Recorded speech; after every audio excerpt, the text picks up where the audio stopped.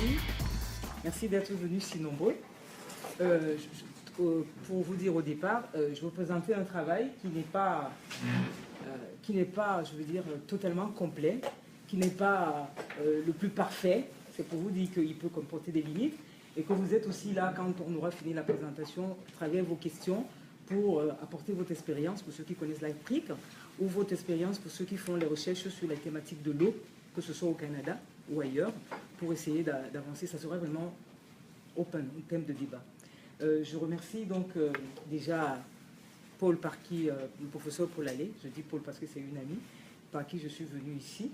Et je remercie aussi le Centre Londo de m'avoir invité pour parler de cette question assez importante aujourd'hui. Je ne suis pas spécialiste de l'eau, mais j'ai quand même dit oui, je fais. Mais je vais regarder ce problème sous l'aspect des droits humains. Et M. Sessenou m'a dit le public est varié, donc il n'y a pas que des juristes.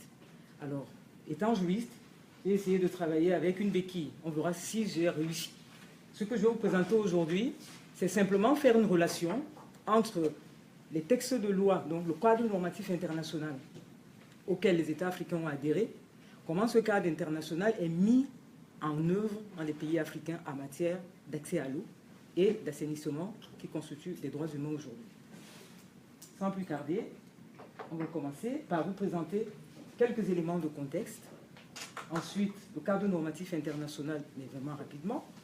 Les mécanismes politiques africains qui sont mis en œuvre. La mise en œuvre interne, on va essayer de l'analyser, de la parcourir un peu. Et puis, quelques perspectives. Au niveau des éléments de contexte, on se rend compte au niveau mondial aujourd'hui que les ressources en eau sont importantes en Afrique. Elles existent surtout, je ne rentre pas dans le détail du débat des eaux souterraines, qui sont quand même aussi intéressantes, mais ne serait-ce qu'au niveau des eaux de surface, des lacs, des fleuves, des rivières, il y a énormément de l'eau, il y a beaucoup de ressources pour tout le monde. Malheureusement, la réalité, elle est tout autre sur le terrain. Sur le terrain, on se rend compte qu'en Afrique subsaharienne, aujourd'hui, on entend Afrique de l'Ouest, Afrique centrale et Afrique de l'Est, on a 319 millions de personnes qui, en matière d'eau, ne disposent toujours pas de points améliorés. Et 8 personnes sur 10 vivent en plus en zone rurale. En outre, au niveau de l'assainissement, on a 695 millions de personnes aussi qui n'ont pas accès à des installations sanitaires, d'assainissement améliorées. Et on se rend compte aussi qu'il y a toujours une différence entre la zone urbaine et la zone rurale. Au sein de la population qui est privée d'assainissement amélioré, on a 7 personnes sur 10 qui vivent en zone rurale. Et dans la population pratiquant la défécation en plein air, elles sont 9 sur 10. C'est beaucoup. Donc, il y a des études qui disent qu'entre 2010 et 2040, la population africaine devrait augmenter de 50% avec un pourcentage de citadins qui passerait de 44 à 57%. Ça va être beaucoup, donc ça va encore créer beaucoup de différences entre les personnes qui vivent en zone urbaine et celles qui vivent en zone rurale dans les années à venir, si rien n'est fait pour améliorer les conditions d'accès à l'eau potable ou d'assainissement. Ça, c'est un petit tableau que j'ai pu faire, mais vous retrouvez ces indications sur le site internet d'une structure qui travaille sur l'eau dans plusieurs pays africains et qui sort pas mal de statistiques qui sont relativement mises à jour, mais assez bien fait, parce que même si les chiffres datent de 2003, vous avez quand même sur le site la mise à jour de 2016. Donc ça veut dire qu'il n'y a pas une trop grande différence entre les pourcentages. Pour la population, je suis allé sur un site, je disais à M. Sessenou, je suis allé sur un site internet, malheureusement je n'ai pas eu le temps de le noter, mais si vous tapez population mondiale, j'ai pu voir qu'il y a un site internet qui vous donne à l'instant T, par pays, la population exacte en termes de naissance, de décès, de regroupement d'hommes, de femmes. Donc c'est sur ce site-là, je trouve qu'il est quand même assez intéressant. Donc on trouve qu'au Burkina Faso, on a 18 millions aujourd'hui de personnes qui vivent au Burkina Faso. En milieu rural, on a 56% de ces 18 millions qui n'ont pas accès à l'eau. On a 74 en zone urbaine et qui ont accès à l'eau. On trouve aussi au niveau de l'assainissement qu'on a moins de 5% en zone rurale et 26% en zone urbaine. C'est quand même des écarts assez importants. En RDC, la RDC, c'est la République démocratique du Congo, on a 81 millions de personnes. Alors, en plus j'ai arrondi, hein, parce que c'était 81,357 voilà, ou 400, donc 81 millions. Et en matière d'accès à l'eau, on a 17% en zone rurale, on a 38% en zone urbaine, 11% en matière d'assainissement en zone rurale et 9% en zone urbaine. Et au Bénin, on a 11 millions de personnes, 69% ont accès, n'ont pas accès à l'eau en zone rurale, 85% en zone urbaine, 5% au niveau de l'assainissement et 25% au niveau de l'assainissement urbain. Donc ici encore, on va relever un clivage important de la situation de l'hydraulique et celle de l'assainissement, selon qu'on est en ville, donc dans une zone urbaine, ou dans une zone rurale.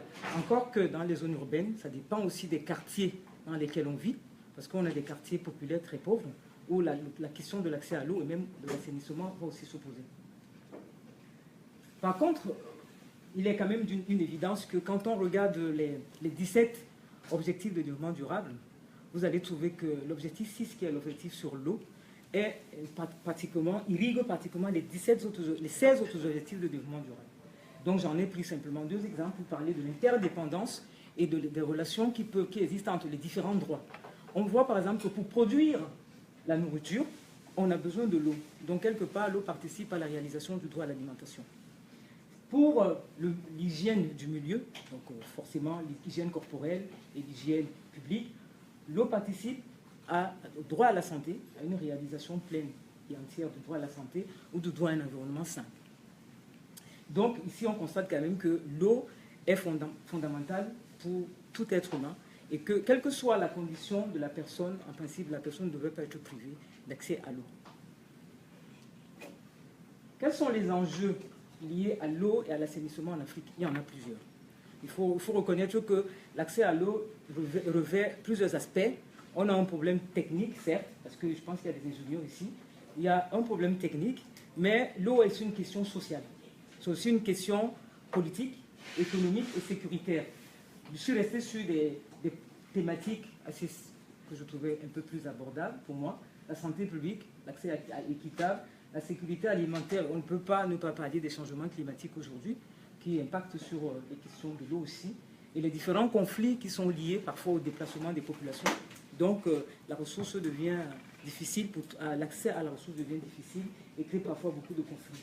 Je n'ai pas fait donné beaucoup de ressources bibliographiques, mais sur cette question, j'ai quand même trouvé que l'Association africaine de l'eau, qui est basée à Nantes, ils ont écrit un livre qui est sous la direction de Claude Jamani, L'Afrique et l'eau, qui est un livre assez intéressant à lire, si vous avez l'occasion de l'acheter. Il est très, très facile à lire, c'est vrai qu'il a 363 pages, on pourrait dire que c'est une Bible, mais ça vaut la peine de le lire. Il y a quand même aussi, sur ces questions-là, beaucoup d'informations qui sont données sur les sites des organisations internationales comme l'OMS, l'UNICEF, la FAO, le PNUD, l'UICN, sur ces questions-là. Voilà.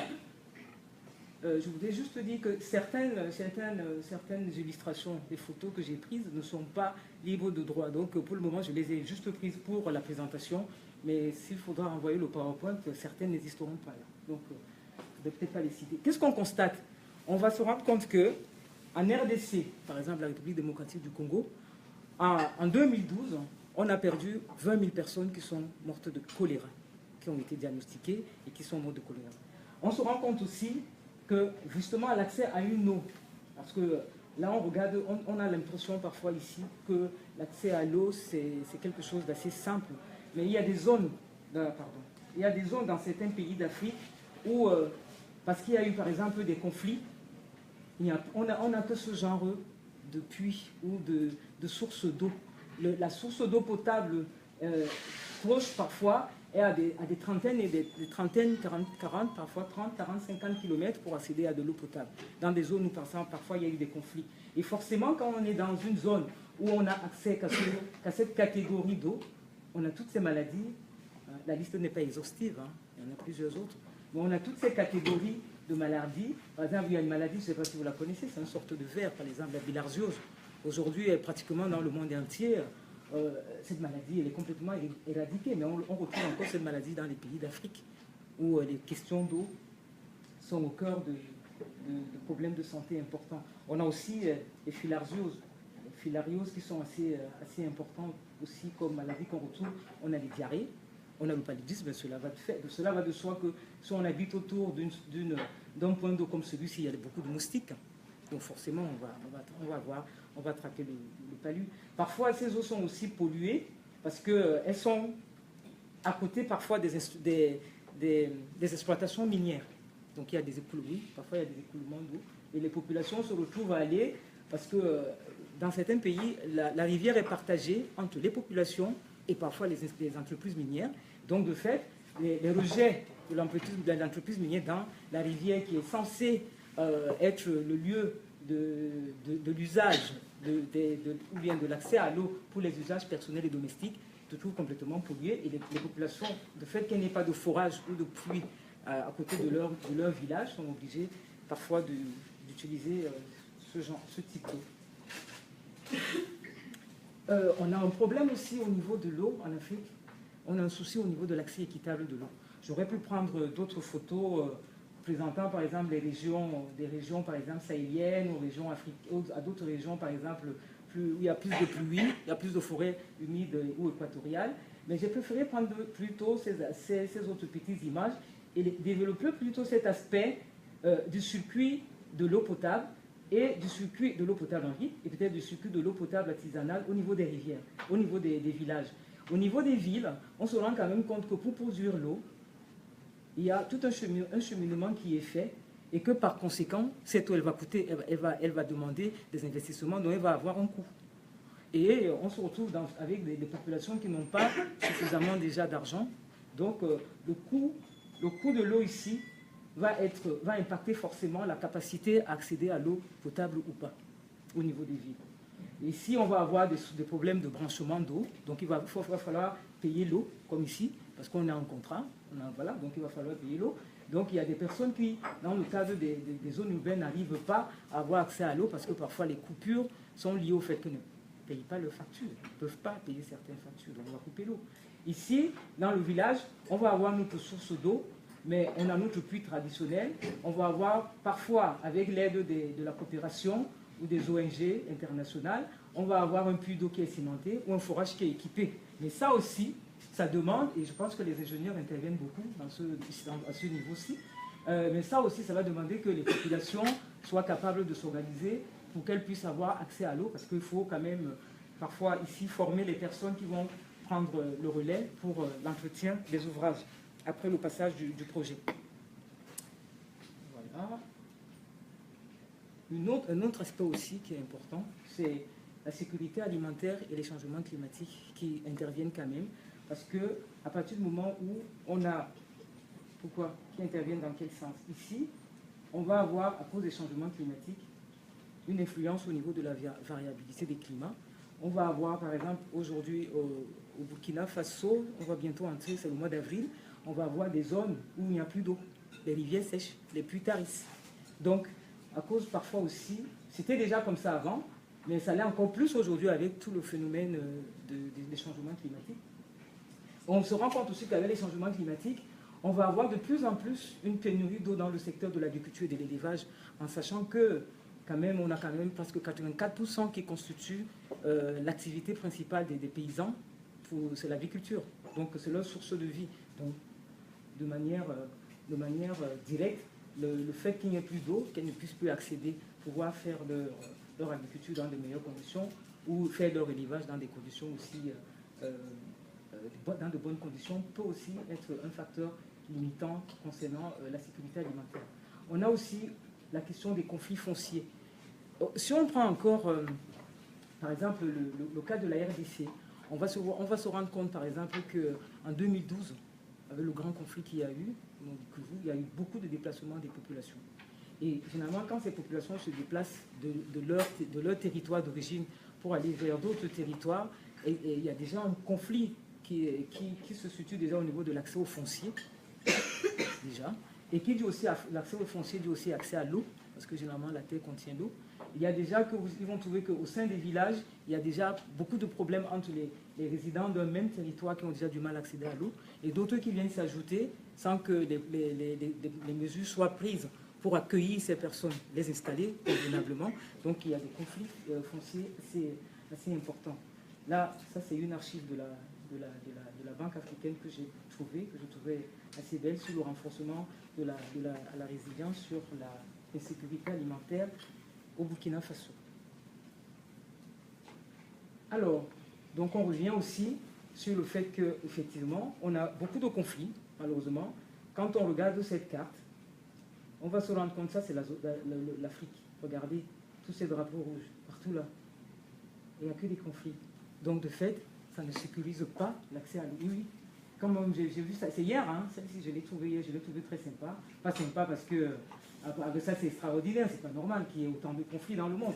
Mais j'ai quand même dit, waouh, c'est impressionnant qu'il y ait, que sur une carte d'Afrique, il y a autant, regardez tous les conflits qu'il y a un peu partout, en Libye, Algérie, Égypte, c'est quoi, Nigeria, Angola, République démocratique du Congo, partout. Donc, effectivement, ces conflits-là ont beaucoup d'impact sur les structures, les infrastructures jolies. Pourquoi? Parce que quand il y a des conflits et que les populations se déplacent, on détruit les ouvrages, forcément. Quand il n'y a plus de population dans un village donné, les ouvrages qui étaient installés n'ont plus, il n'y a plus l'entretien qui suit derrière. Donc forcément, les ouvrages se détruisent aussi. Donc on a des infrastructures hydrauliques qui sont vraiment, vraiment en mauvais état dans les zones où il y a autant de conflits. Donc je vous disais que le conflit, par exemple, de 2012 en RDC avait fait 2 millions de personnes déplacées quand même. C'est pas... Voilà. Il y a forcément aussi là, une question de dégradation des terres, parce que forcément, quand on est déplacé d'un territoire à un autre, et qu'on trouve, par exemple, un champ je prends cet exemple comme ça, on trouve un champ de maïs d'un paysan, on va forcément rentrer dans ce champ, on va prendre le maïs parce qu'on a faim, et voilà, on ne va pas se soucier de regarder est-ce que le maïs est arrivé à point, est-ce qu'il faut le cueillir là maintenant, est-ce qu'il ne faut pas le cueillir, il faut assurer sa propre sécurité alimentaire. Donc, il y a la déforestation, forcément, quand on arrive dans une zone qui n'était pas la nôtre et qu'on n'a pas accès à la terre, on va tout faire pour prendre la terre par nos propres moyens, et forcément, ça peut conduire aussi à une grande déforestation des forêts. Alors, où en est-on aujourd'hui? Voilà un peu le contexte, hein, où on se situe un peu en Afrique, c'est pas tout, c'est un peu synthétique. Où en est-on aujourd'hui avec la reconnaissance du droit à l'eau et à l'assainissement? On sait bien qu'aujourd'hui, au plan mondial, le droit à l'eau potable et à l'assainissement est d'une reconnaissance mondiale, c'est un droit humain qui s'est affirmé tout récemment en 2015 avec cette résolution de l'Assemblée nationale générale des États des Nations Unies qui fait de l'eau et de l'assainissement deux droits humains indissociables. Demande que il est dit que le droit de l'homme à l'eau potable puisse permettre à chacun d'avoir accès sans discrimination. Ça va faire partie, quand on a un cadre normatif, ça va faire partie des garanties procédurales. Donc on va vérifier que tout le monde a véritablement accès à l'eau sans que, par exemple, quand on parle de discrimination, on va penser aux femmes, on pense aux enfants, on pense aux personnes handicapées, on va penser aux homosexuels, parce que ça existe aussi. Voilà, donc toutes ces personnes qui sont cataloguées faibles, on va penser aux personnes âgées. Voilà, on va penser, voilà, donc tout ça, il faudrait que ces personnes-là aient accès à l'eau. On pense au coût abordable, donc, parce que l'eau coûte cher parfois. On pense à un approvisionnement suffisant d'une eau salubre et de qualité acceptable pour les usages personnels et domestiques. Ici aussi va se poser la question dans des pays d'Afrique des vendeurs informels de l'eau. Parce que comme l'État n'a pas la possibilité parfois de rendre, d'assumer sa responsabilité, ses responsabilités comment je dirais, en droit de bon père de famille qui gère quand même, parce que la souveraineté de l'État sur les terres doit aussi s'accompagner d'une gestion équitable. Parce qu'on sous-entend que c'est un père qui va remettre à chacun de ses enfants une part de son héritage. Donc il faudrait qu'il y ait une équité dans la distribution de la richesse. C'est la même chose avec le droit de l'homme à l'assainissement. Chacun, sans discrimination aussi, doit avoir accès à l'assainissement à un coût abordable, avoir accès à des équipements sanitaires dans tous les domaines de la vie qui soient sans risque, et surtout culturellement acceptable. Je trouve ça fondamental. Parce que la grosse difficulté qu'on a aussi en Afrique, à cause des projets qui viennent et qui ne restent pas, c'est que les projets ne s'insèrent pas sur ça, sur la culture où les projets vont s'implanter. généralement, les projets sont pensés au top, d'accord, et sont venus imposer dans, sans qu'on ait eu le temps d'aller véritablement impliquer les populations qui vont avoir besoin de cette eau-là. Donc, fondamentalement, les populations ne s'approprient pas les projets, et on s'étonne que les projets tombent tout le temps en panne, et qu'il y ait toujours des milliards qui sont réinvestis, on se demande pourquoi, on se demande si, quand normalement ces projets sont conçus dans des grands cabinets, donc on sous-entend que c'est des personnes qui connaissent quand même la démarche d'un montage d'un projet avec des indicateurs, avec comment on dit ça, des sites, comment on dit ça, des programmes d'évaluation d'un projet. On devrait quand même comprendre pourquoi ça ne marche pas. Alors, de cette déclaration, de cette résolution, on peut tirer quelques éléments à partir de ce que je vous ai dit. On a parlé de la disponibilité. Donc, il faudrait que cette disponibilité-là, c'est que l'eau soit en quantité suffisante, que l'eau soit constante et qu'elle serve à des usages économiques. Quand vous prenez le rapport, les directives de l'OMS sur la qualité de l'eau, l'OMS dit au moins 50 à 100 litres d'eau par jour, par personne, pour arriver à cette disponibilité. L'accessibilité, c'est assez intéressant, c'est assez important cette question d'accessibilité parce que vous savez, le problème d'égalité homme-femme, surtout en Afrique en matière de l'eau, est très compliqué parce que c'est les femmes qui subissent plus la corvée du transport de l'eau. Et parfois, ils font 20 à 15 km, parfois dans certaines zones 30 km pour aller chercher parfois que 10 litres d'eau. Cela va de soi. On ne peut pas marcher avec 100 000 litres d'eau sur la tête. Donc, sur des distances énormes comme ça. Ensuite, il faut qu'elle fasse à manger. Ensuite, il faut qu'elle s'occupe des enfants. Donc, franchement, cette question d'accessibilité est très importante. Et toujours selon les directives de l'OMS, l'accès de base pour qu'on puisse accéder à un point d'eau, il ne faudrait pas que le point d'eau dépasse un rayon de 1 km pour qu'on puisse quand même être encore dans une dynamique de respect des droits de l'homme. Et en même temps, il ne faudrait pas que l'aller-retour du point de départ au point d'arrivée dépasse 30 minutes. Le coût abordable. Donc, effectivement, ici, il faudrait que l'eau, les installations et les services soient un coût abordable pour tous. Et même, il serait aussi peut-être bien qu'il y ait des réglementations au sein de chaque État pour les plus démunis, ceux qui ne parviennent peut-être pas à payer. Il faut peut-être trouver des stratégies pour que ces personnes qui ne parviennent pas à payer puissent quand même accéder à l'eau. La qualité de l'eau, une eau d'une qualité salubre et la durabilité.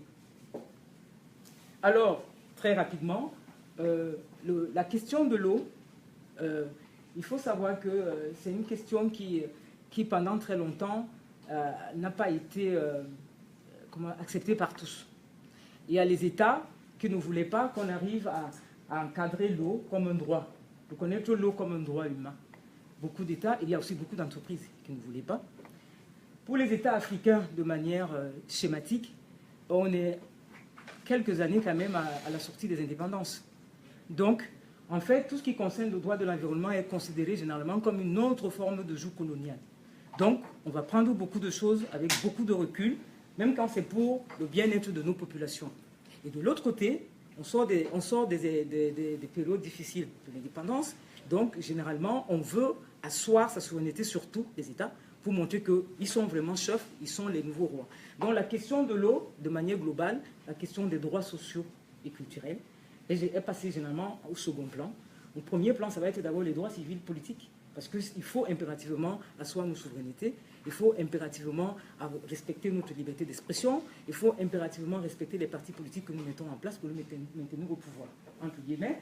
Donc, au fait, on va se rendre compte que ce n'est qu'à partir de 2002 qu'on va avoir au niveau du comité des droits économiques, sociaux et culturels, qu'on va avoir une première observation générale sur l'eau. Cela ne veut pas dire non plus que, avant qu'on arrive à ces textes-ci, que les lois au niveau des pays africains ne parlaient pas de l'eau, que c'était de manière incidente. Mais l'eau ne va pas être au cœur de ces textes de loi comme un droit humain. Au mois de juillet, donc, on va avoir une première résolution qui va être reconnue par l'Assemblée des Nations Unies sur le droit à l'eau et à l'assainissement. On a une autre aussi sur les droits de l'homme à l'eau qui est adoptée par le Conseil des droits de l'homme. Et puis cette nouvelle résolution qui englobe le droit à l'eau et à l'assainissement en décembre 2015. Ensuite, on a ce qu'on appelle un droit humain dérivé. C'est-à-dire quoi? C'est-à-dire simplement que dans ces textes-là, ce sont des conventions internationales, donc des textes qui ont un caractère obligatoire, parce que les États ont accepté que les obligations qui sont contenues dans ces textes-ci, qu'ils soient liés par ces obligations. On parle d'un droit humain dérivé parce que ces textes-là, quand on les lit, ne vont pas parler particulièrement de l'accès à l'eau, ou bien de droit à l'eau comme droit humain. Mais on va partir par analogie des autres droits qui existent pour parler de droit à l'eau. Par exemple, le droit à la santé. On va s'appuyer par exemple sur le droit à la santé, parce que le droit à la santé, on a besoin d'avoir une eau potable. On va parler de droit à une alimentation saine. On va parler d'un droit à un logement sain. On va parler du droit à la nourriture, du droit à la santé, parce que si on n'est pas en bonne santé, on ne peut pas travailler. Donc, toutes ces conventions-là vont revenir donc, de manière dérivée. On va parler de l'eau ou de l'assainissement. Ensuite, au niveau des États africains, ce qui est intéressant, c'est qu'on a toujours de très beaux textes. Ce n'est pas que les textes n'existent pas. Donc, ils vont prendre aussi le pas. Donc, ils vont aussi, par exemple, ça c'est l'autre jour, c'est en faisant la recherche que j'ai découvert ça. Moi-même, comme vous, j'étais assez étonné et bien contente, mais je n'ai pas encore eu le temps de bien voir qu'il y avait des directives sur les droits économiques, sociaux et culturels qui étaient dans la Charte africaine des droits de l'homme et des peuples. Moi-même, j'étais surprise. Je trouvais ça assez intéressant, je vais relire ça d'ailleurs. Mais vous avez quand même aussi l'article 4 de la Charte africaine du bien-être de l'enfant, dans le cadre des instruments régionaux africains, et un protocole à la Charte africaine qui concerne les droits de la femme, qui va aussi parler de la question de l'eau. Et puis on a bien évidemment la Convention africaine sur la conservation de la nature, cela va de soi, qu'elle s'intéresse à la question de l'eau. Et puis la Convention de l'Union africaine sur la protection des personnes déplacées, pour permettre quand même à toutes ces personnes qui reçoivent les personnes déplacées sur leur territoire. Je parle par exemple, tout récemment, on a par exemple plein de gens de la RCA, la République centrafricaine, qui migraient par exemple au Cameroun quand il y a eu des problèmes. Donc, puisque les frontières sont étanches, c'est plus facile d'aller au Cameroun que d'aller par exemple ailleurs. C'est la même chose avec le Tchad. Donc là où les frontières sont proches, les gens vont se déplacer pour aller rapidement dans notre pays. Qu'au moins, au niveau de ces pays-là, on revienne sur les principes entre guillemets, de solidarité qui existe quand même en Afrique pour accueillir les gens. Alors, au niveau des pays africains, il y a un ensemble de mécanismes politiques parce que c'est aussi important de savoir qu'on ne peut pas, au niveau des pays africains, venir mettre certaines choses en place sans compter, sans avoir un regard sur le plan politique. Qu'est-ce qui est fait? Ou bien est-ce qu'il y a d'autres structures en dehors de nous qu'est-ce qu'il y a comme autre structure, en dehors parfois des gouvernements, qui peuvent être intéressés à une question sur laquelle nous travaillons? Là, par exemple, nous avons le Conseil des ministres qui est chargé de l'eau. Ça, c'est un organe de l'Union africaine. Donc, c'est les chefs d'État qui l'ont mis en place, cet organe. Donc, il est important. Et cet organe, en son sein, a aussi mis en place, il a été créé en 2002 au Nigeria. Et cet organe a mis en place un autre instrument, justement, pour leur permettre de vérifier la politique des États en matière de mise en œuvre du droit à l'eau, la Facilité africaine de l'eau, qui est logée à la Banque africaine de développement, qui, elle, recherche des financements, et généralement attribue des financements de l'ordre de, je crois, de 50 000 à 500 000 euros. Je ne connais pas l'équivalent en dollars canadiens. Donc, pour tous les projets concernant l'eau ou l'assainissement en Afrique. Et cet organe-là, avec l'Union africaine, on vient de publier un document sur la vision africaine de l'eau 2025. Pour ceux qui font de la recherche, c'est quand même des documents assez intéressants à lire pour voir comment, pour plus tard analyser ce qui est dit là et la réalité concrète. Qu'est-ce qui s'est fait? Est-ce que c'est que des discours politiques ou est-ce que c'est simplement pour avoir des financements et voilà, et qu'on veut être gentil et beau pour tout le monde? Et entre-temps, au niveau régional, vous avez, je n'ai plus que ceux-là, mais il y en a d'autres, vous avez la communauté économique des États de l'Afrique centrale et la communauté économique des États de l'Afrique de l'Ouest. Ça, ce sont des instruments régionaux, mais économiques, à caractère économique, qui sont aussi importants à connaître parce que actuellement, vous savez, l'eau aussi est un élément fondamental du développement aujourd'hui en Afrique. Au-delà, avant, on avait l'agriculture. Aujourd'hui, l'eau devient aussi une question importante, surtout qu'il faudrait que d'ici 2030, on arrive à remplir cet objectif de développement durable. Alors, concrètement, on se pose la question, quand on regarde dans les territoires à l'interne, est-ce que c'est une réalité? Est-ce que c'est un mythe? Est-ce qu'il y a vraiment quelque chose qui se fait dans les pays africains? Donc, de manière générale, on peut dire que c'est quand même un droit qui est en construction. Donc, on ne va pas être trop difficile dans l'analyse, parce que c'est aussi des pays, on peut dire, oui, même comme on nous dit toujours, oui, les indépendants, c'était dans les années 60, mais ça reste relativement jeune sur certaines choses quand même. Donc, on va se rendre compte que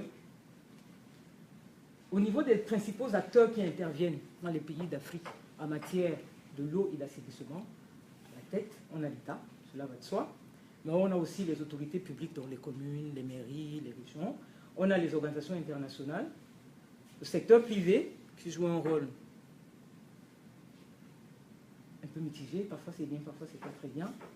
Nous avons les ONG, il y a les institutions nationales dans certains pays de droits de l'homme, qu'on appelle aussi dans certains pays comité des droits de l'homme ou commission des droits de l'homme national, hein, comité national des droits de l'homme, commission nationale en fonction des pays.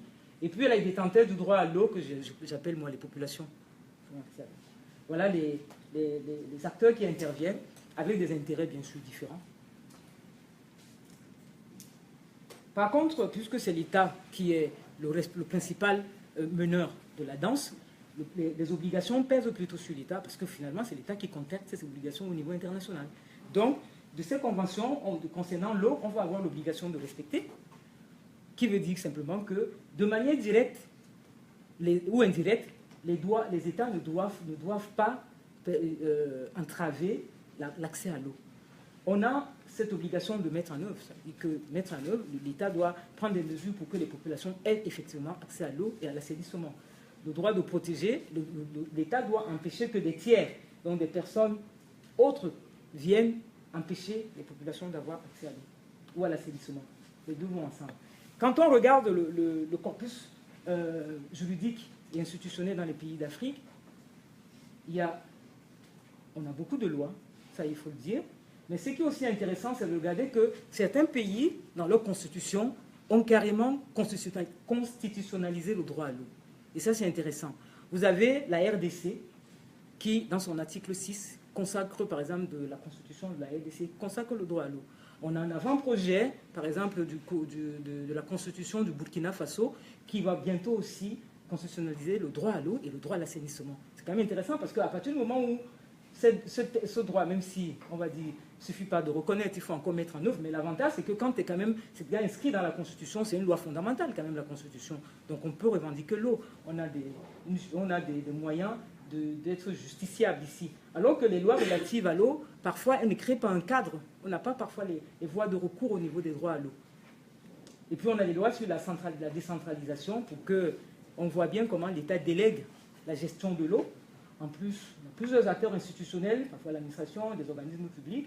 On a aussi des outils de programmation. On a par exemple les documents stratégiques de réduction de la pauvreté. On a le plan national d'approvisionnement en eau urbain, le plan national d'approvisionnement en eau rurale.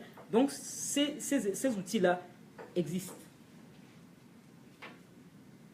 Nous avons aussi parmi les personnes qui interviennent, mais je vais peut-être revenir au niveau des outils pour dire que la difficulté qu'on a ici, quand on a plusieurs acteurs institutionnels, c'est qu'on ne voit pas bien la lisibilité de l'action de ces institutions s'il n'y a pas, au-delà de ces institutions, une autre institution qui met un peu la cohérence, donc qui coordonne les activités. Parce que vous allez avoir dans certains pays le ministère de l'eau, mais vous allez avoir le ministère de l'Environnement qui intervient, vous allez avoir le ministère, par exemple, des Finances, ou du Budget, ou de l'économie, en fonction des pays, comment ça s'appelle. Donc, toutes ces personnes-là interviennent. Vous allez avoir aussi les sociétés parapubliques qui interviennent, toujours dans cette gestion de l'eau. Du coup, à certains moments, quand on est porteur d'un projet, on se demande, mais qui est l'interlocuteur principal? On s'adresse à qui parfois? Ça peut créer un flou au niveau de la mise en œuvre des projets. Ici aussi, on a des organismes de coopération, heureusement, qui interviennent. Et ces organismes de coopération font beaucoup, je peux dire, d'une certaine manière. Font beaucoup. Mais le problème, c'est que la tâche est ardue. Et c'est une tâche de longue haleine. Parce que le problème aussi, c'est aussi un problème d'accès à l'eau. Parfois, il y a des villages qui sont dans des zones très enclavées. Donc, il y a des moments où c'est pas facile de donner, de faire accéder soit l'eau, soit les infrastructures d'assainissement dans certains endroits. Mais qu'à cela ne tienne, dans tous les pays, il n'y a pas que cela. Hein. L'Association française de développement, la Banque africaine de développement, la coopération allemande, la coopération danoise, la coopération japonaise, la coopération britannique, je pense. Donc, mais il y en a d'autres. Il y a aussi des coopérations canadiennes, il y a même des coopérations musulmanes aussi. On a les voilà qui interviennent pas mal. Donc, sur la question de la mise en œuvre du droit. Nous avons aussi, ce qui est intéressant, la société civile. Et c'est intéressant que la société civile intervienne dans la mise vérifie plutôt, moi je pense. Quand elle vient, elle ne contrôle pas véritablement l'action des gouvernements, parce qu'elle ne peut pas.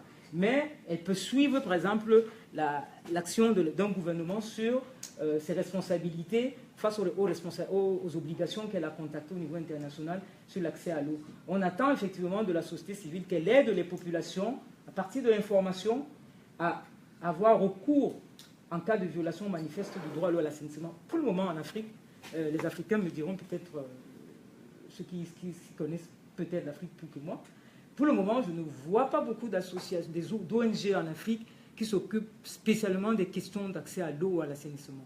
Il y en a, mais très peu. Mais vraiment très peu. Et par contre, pendant que je préparais cet exposé, je me suis dit, on marche vraiment par la tête. Et il y a une ONG burkinabé qui est en train de demander qu'on fasse de la défécation en l'air un interdit, qui soit sanctionné.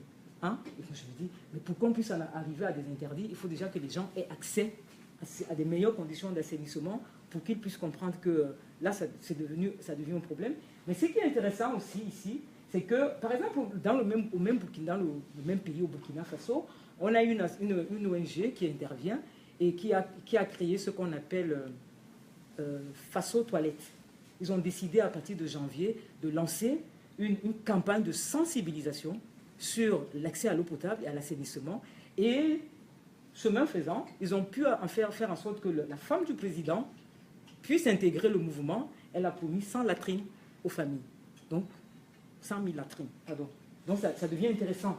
Donc, vous voyez l'initiative de la société civile. Bon, en termes de perspective, qu'est-ce qu'on pourrait dire?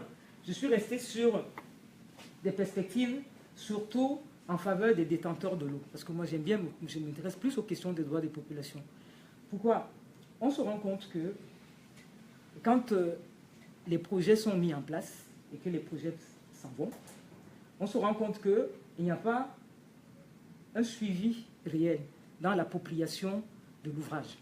Mais pourquoi? Pour la simple raison que, généralement, les projets arrivent, les projets s'installent, on fait deux jours de formation aux populations qui ont déjà du mal à intégrer les connaissances scientifiques, et on n'essaye pas de regarder au niveau des villages, dans leur culture, comment eux, ils pensent même déjà l'eau. C'est déjà ça. Comment ils pensent l'eau, comment ils pensent l'assainissement.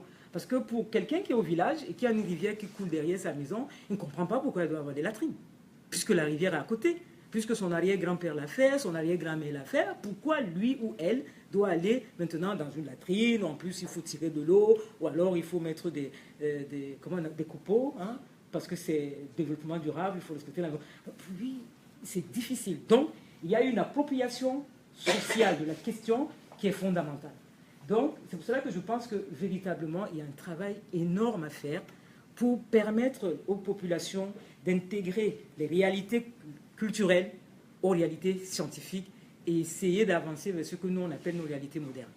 Et ça, c'est un travail qui doit être fait autant par les porteurs de projets que par la mairie, parce que la commune, c'est le plus proche des élus de la population. Et il y a un problème au niveau de la différence entre l'espace privé et l'espace public. Et ça aussi, c'est un travail qu'il faut faire pour faire comprendre pourquoi je vous le dis. Dans les villages, quand vous allez faire un forage et que vous décidez, parce qu'avec les ingénieurs, généralement, on cherche l'endroit où l'eau est plus proche et l'eau est bonne, je ne sais pas des techniques, voilà. Et généralement, ça tombe toujours sur le terrain du chef du village, curieusement. Donc, et quand l'ingénieur est là, il n'y a pas de problème, puisque on va animer autour du puits, on va créer une association, on va nommer un trésorier, c'est bien si le trésorier est la femme, par exemple, ou le fils du chef. Et c'est bien aussi si la secrétaire est le fils ou la femme du chef. Après le président, c'est pas grave. Donc, pour ces deux, quand vous avez ces deux postes-là, vous donnez, et c'est aussi bien parfois soit un cousin du chef du village, soit celui que vous formez pour les pièces, là, pour les rechanges des pompes et pour l'entretien qui va descendre dans le puits. Voilà. Mais, qu'est-ce qui se passe? On constate qu'une fois que les ingénieurs sont partis, on s'est entendu qu'autour de notre point d'eau, on donne l'équivalent de 50 francs CFA. C'est combien en dollars canadiens? Oui, 50 francs CFA. 10 sous. Voilà. On donne 10 sous pour avoir accès, par exemple, à 20 litres d'eau. Imaginons. Mais on se rend compte qu'une fois le projet est parti, le chef du village va dire non, ce n'est plus 10 sous, ça va être 50 sous. Et d'un autre côté, qu'est-ce qu'on va avoir? On a les populations qui vont se dire, ah, ce n'est pas notre affaire, c'est l'affaire du chef. Donc, on a une appropriation de l'espace ici par le chef du village. En fait, ce n'est pas son bien, c'est un bien commun, c'est un bien. Donc, il y a tout ce travail à faire aussi au niveau des populations. Qu'est-ce que j'entends par maîtriser l'eau? Ça concerne vraiment les États dans lesquels il y a un souci, enfin, les États africains. C'est-à-dire qu'on a des zones, par exemple, où, j'en discutais tout à l'heure avec M. Sissenou, il y a des zones où, pendant la saison sèche, il n'y aura plus d'eau. Elle va tarir, c'est comme ça depuis des années. Donc je pense quand même qu'il est temps qu'avec tous les ingénieurs qu'on a, déjà en Afrique même, avec tous les ingénieurs qui viennent tout le temps, je vois plein d'ingénieurs qui viennent pour des problèmes des projets de coopération, 1 an, 6 mois, qu'on arrive quand même à trouver des mécanismes pour qu'on puisse prévenir le manque d'eau, l'assèchement de la rivière ou du puits. Et puis, comme je vous disais tout à l'heure, on a ce gros problème de l'égalité homme-femme qui a encore du chemin à faire en Afrique. On ne fait pas la révolution ici, ce n'est pas le but, mais il serait quand même intéressant qu'on puisse avoir des lois aujourd'hui, des lois au niveau national qui intègrent vraiment cette dimension d'égalité homme-femme. Parce que ce n'est pas simplement au niveau de l'eau, mais c'est vraiment de manière globale. Et puis, il est intéressant qu'on ait aussi une société civile qui soit mieux engagée pour accompagner les populations. On se rend par exemple compte qu'il y a des... Si je prends, mais ça n'a peut-être pas de lien, mais d'une certaine manière aussi, ça touchait quand même à l'eau. Il y a une population autochtone au Nigeria, par exemple, le peuple Guni, qui avait été expulsé de ces terres, mais la société civile a été là parce que c'est à cause de cette société civile, par exemple, qu'ils ont pu avoir gain de cause, elle a été condamnée, on a pu, la Commission africaine des droits de l'homme a reconnu que leurs droits ancestraux, parce qu'il y avait une pollution à cause du pétrole, voilà, qu'il y avait une atteinte au droit de la santé, au droit aux terres, donc accès à la terre, droit à l'eau potable aussi. Voilà. Donc on a aussi, en 2011 aussi, au Botswana, avec les Bushiman, qui se sont aussi retrouvés. Et ça, ce qui est intéressant ici, c'est qu'on va avoir la Cour d'appel qui va s'inspirer de la résolution de 2010 qu'on a vue pour dire que ces populations ont des droits ancestraux et que de fait, on les exclut de la réserve, elles ont le droit de venir creuser des puits et extraire de l'eau dans cette réserve dans laquelle elles étaient chassées au préalable par le gouvernement botswanais. Voilà, je ne sais pas si vous avez aimé, mais moi, on dit la plus belle femme ne peut donner que ce qu'elle a. Donc, je n'ai pu vous donner que ce que j'ai. Et là, je termine avec Sénèque, que j'aime beaucoup, qui dit que ce n'est pas parce que les choses sont difficiles qu'il ne faut pas oser, mais c'est parce qu'on n'ose pas que ces choses deviennent difficiles. Je vous remercie.